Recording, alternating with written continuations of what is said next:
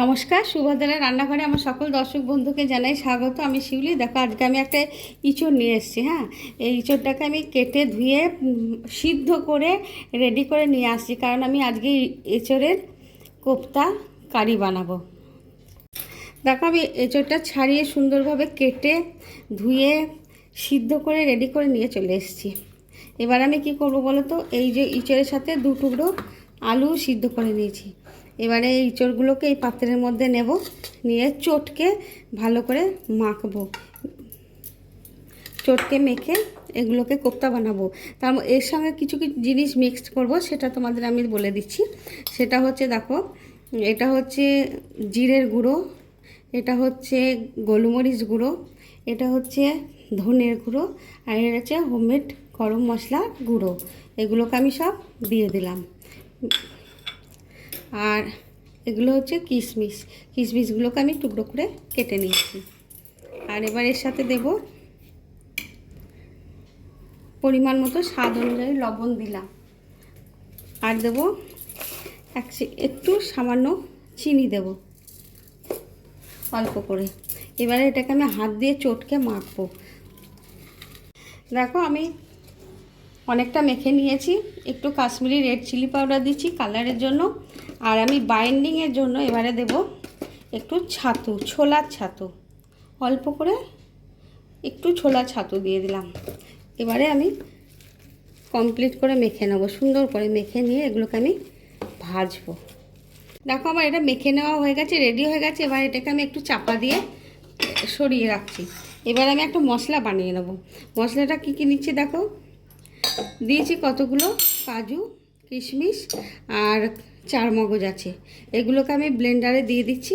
এগুলোকে আমি ব্লেন্ড করে নিয়ে আসবো। আর তার সাথে একটুখানি পোস্ত দেব। এই যে এতটা পোস্ত দানা দিলাম, দিয়ে একসাথে আমি এগুলোকে ব্লেন্ড করে নিয়ে আসছি। দেখো, মশলাটা বেটে নিয়ে এসেছি, কিন্তু পুরো বাটা হয়নি, কারণ আমি ওর মধ্যে একটু লঙ্কা, কাঁচা লঙ্কা দিয়ে দিলাম। আর এই যে 2 চামচ মতো, মানে 1.5 চামচ দই দিয়ে দিলাম। দিয়ে এটাকে আরেকবার ব্লেন্ড করে নিয়ে চলে। দেখো, আমি কড়ার মধ্যে বসিয়ে দিয়েছি গ্যাসের মধ্যে। এবারে কি করছি বলো তো, এই ইঁচড়টা এবারে এরকমভাবে হাতের মধ্যে নিয়ে বল বল করে নিচ্ছি, ছোট ছোট করে। দিয়ে এগুলোকে আমি ভেজে ভেজে তুলে নেব। ভারী চমৎকার হবে খেতে, অসম্ভব সুন্দর হবে। এইভাবে ইঁচড় শেষের দিকে এবারে, তো এই সময় একবার এইভাবে বানিয়ে খেয়ে দেখো, দেখে আমাকে কমেন্ট করে জানাবে। সম্পূর্ণ নিরামিষভাবে আমি বানাচ্ছি। তোমরা চাইলে পেঁয়াজ রসুন যারা খুবই পছন্দ করো তারা দিতেই পারো, কিন্তু আমি সম্পূর্ণ নিরামিষভাবেই বানাচ্ছি। ঠিক আছে, এইভাবে আমি বলসগুলো দিয়ে দেব, দিয়ে ভেজে তুলে নেব। দেখো, আমার কোপ্তাগুলো ভাজা হয়ে গেছে।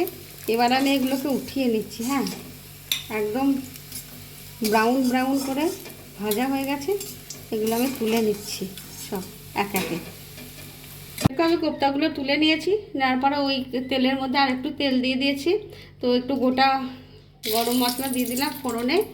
এবারে আমি কি দিচ্ছি দেখো, এইখানে আদা, একটু জিরে, একটু ধনে আর একটু টমেটো বাটা আছে, এটা দিয়ে দিলাম তেলের মধ্যে। এবারে আমি একটু লবণ দিয়ে দিচ্ছি, স্বাদ অনুযায়ী লবণ দিলাম। দেখো, আমার মশলাটা কষানো হয়েই গেছে, প্রায় একদম তেল ছেড়ে দিয়েছে। আর আমি দেবো একটুখানি চিনি।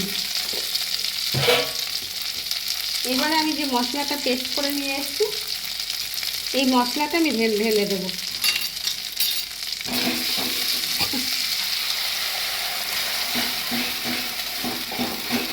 দিয়ে এই মশলাটা দিয়ে এবার ভালো করে একটু কষিয়ে নেব, যাতে কোনো কাঁচা গন্ধ না থাকে।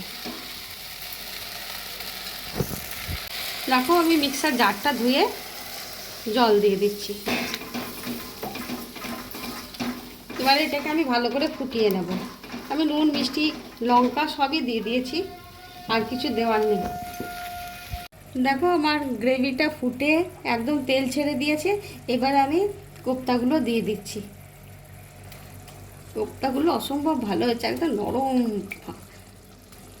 যা ভালো হয়েছে না ভাজা। আমার ছেলে খেয়ে নিচ্ছে টুকটুক করে। আহা, খুব ভালো হবে এটা খেতে, মা ভালো হয়েছিল। যা তোমরা এভাবে বানাবে, বানালেই বুঝতে পারবে যে এটা কি অসম্ভব পরিমাণ ভালো খেতে হয়। এবারে দেখো আমি ঘি দিয়ে দিচ্ছি ওপর থেকে একটু, আর একটুখানি হোমমেড গরম মশলার গুঁড়ো ছড়িয়ে দিলাম, ব্যাস রেডি। দেখো আমার এঁচোড়ের কোপ্তা কারি একদম রেডি হয়ে গেছে। আমি সার্ভ করে দিয়েছি। ওপর থেকে একটুখানি আমি ক্রিম ছড়িয়ে দিচ্ছি, ফ্রেশ ক্রিম। তোমাদের ইচ্ছা হলে দেবে, মানে দিলে ভালো লাগবে, খুব সুন্দর লাগবে খেতে। যাই হোক তোমাদের দেখিয়ে দিলাম।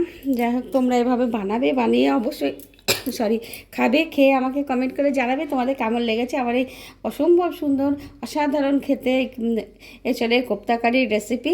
তো তোমরা সবাই ভালো থাকবে, সম্পূর্ণ নিরামিষ এটি। তো সুস্থ থাকবে। আর আজকের মতো তাহলে টাটা।